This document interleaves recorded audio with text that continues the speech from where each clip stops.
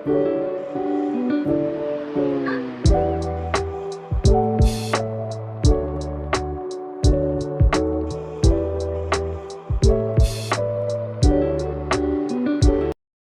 guys, so today we're going to interview a married couple about how their relationship started, how they maintain the relationship, and lastly, how they deal with conflicts. So let's go.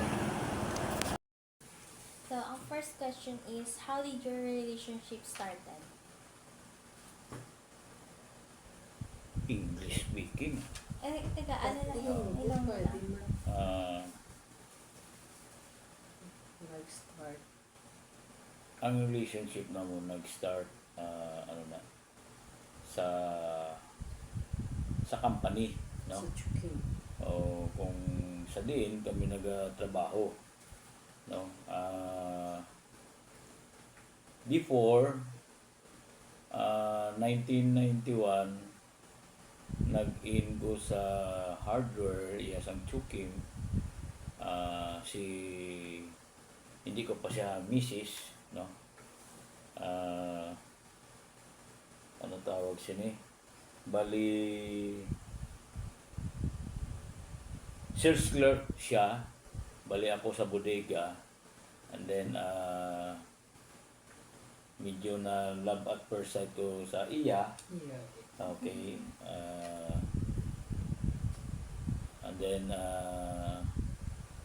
during may mga order, so mag-order sa papel, instead nga order ang padala niya sa akon, pagbalik sa iya may note na, no? Love notes. So love notes, so dira nag-start ang nga love story, no? So si Mrs. ikaw ba? Designer ako. Sa Pas- Chuking. Nag-start. Ang second question is, how did you maintain your relationship? Ikaw si dapat girl naman. Ano? Nang give and take. Tapos, ano, humility, ang being humble, kaya nga man ang pagpaumod sa ba humble. Kung akin yung isa hipos ka hindi ka magsabat-sabat para ma-maintain ang inyo. Wala ka mo away nga duwa. Since kami boyfriend girlfriend pa lang, wala kami katisting away. Nag-away-away lang kami, hindi nga sila nga away nga as in away gid nga kuan lang ang sugod-sugod, wala na siya. Pero wala na dayon, minutes lang na tapos na dayon. Di kay isa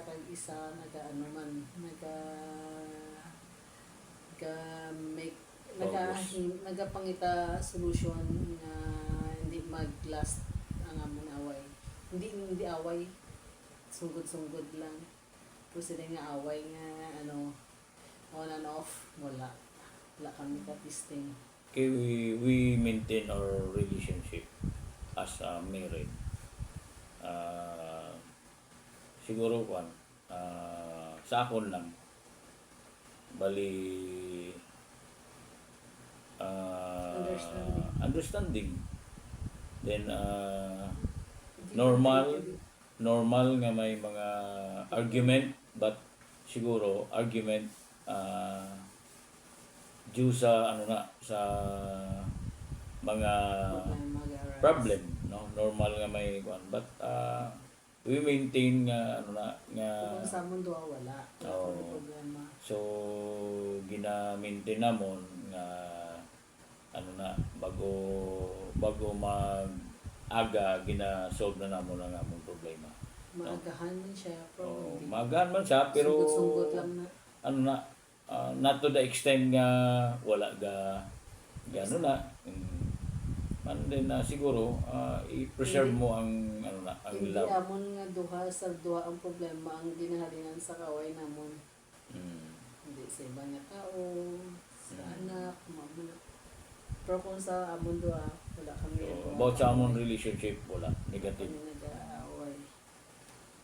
Kung may mag-abot nga conflict sa inyo as a married couple, paano yung gina-deal itong mga conflicts na to? Kumagay na sila ko gani ng ano, ng kung sino magpaumod ka ng isa. Tapos kung nagapangagi ka yung isa, hipos ka. Para wala sang ano, wala sang thousand. Wala sang hindi mag-last ang inyong away, ang conflict na nag-ano. Actually, ang conflict na ginatawag, ano man na siya ng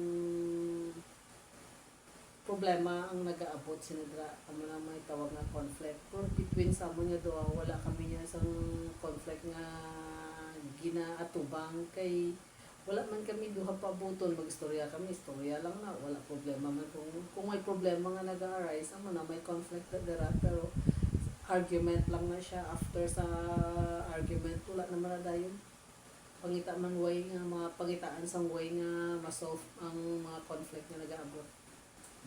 Hindi, siguro, i-maintain lang ang ano na, humility. No? Humbleness, Eh, give and take. pag once nga akig ang isa, kung baga sa kalayo, pag nagkalayo, hindi mo hindi mo pagdugangan ng kalayo. So, dapat may isa nga magpaubos, no? Then at the end sa mga argumento nyo, argument nga hindi man related sa inyo nga duha but argument nga nga sa iban nga bagay, no? And then isolve nyo. In terms sa ano nga conflict ang both sa inyo? General manabi na nga conflict. Sa tanong yung mga, tanong nga ako. Sa relationship.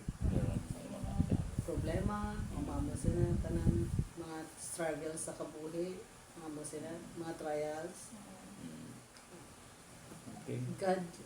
Si God lang ang yan ng pangayuan sa bulig. Mga conflict nga nag-arise, mga trials, mga hindrance sa kabuhi, mga tanan-tanan yung mga give thanks to the Lord, whatever trials na mag-abot sa kabuhi mo. Amo na may kanta na siya nga give thanks.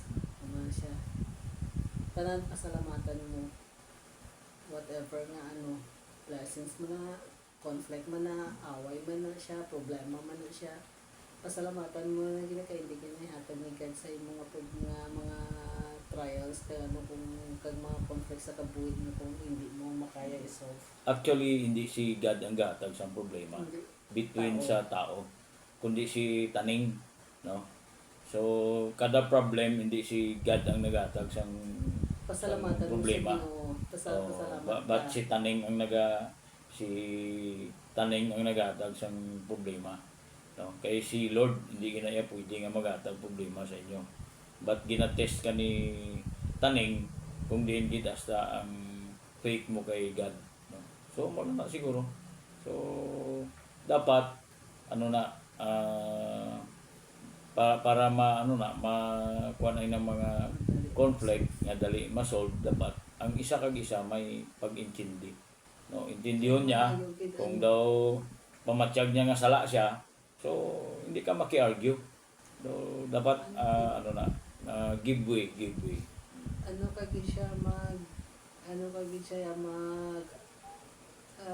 Surrender mo kid sa Ginoo ang tanan nga whatever nga mga problems or mga mga conflict sa inyo nga duha.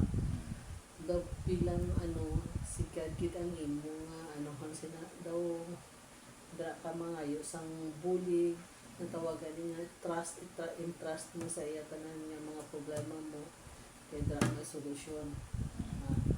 Sa gina siya kitang dugo na ni God siya muna bugnuhan na siya muna dra na siya pasalamatan mo tanan nga nag-aabot sa kabuhi mo. Especially gid ang mga trials na kay gid siya number 1 gid siya na masolve ang mga conflict amo na kung paano mag-deal sa conflict dira Isa gid siya yung isa gid niya ang pride magpaubos ka gid siya. Hindi ka gid siya magpataas ang pride mo. Kami duha mamaya may time nga mo na ma-pride ako ma-pride ko pero the following Nasa day lugar. the following day mamanapak mo na siya. Hindi ka doon magkita mo na napak na siya. Hindi ka doon magpa-isti-isti pa Manapak ka man. Kung sila ang mga conflict, mag-deal ka sa conflict sa relationship ninyo. Okay. Intindihan na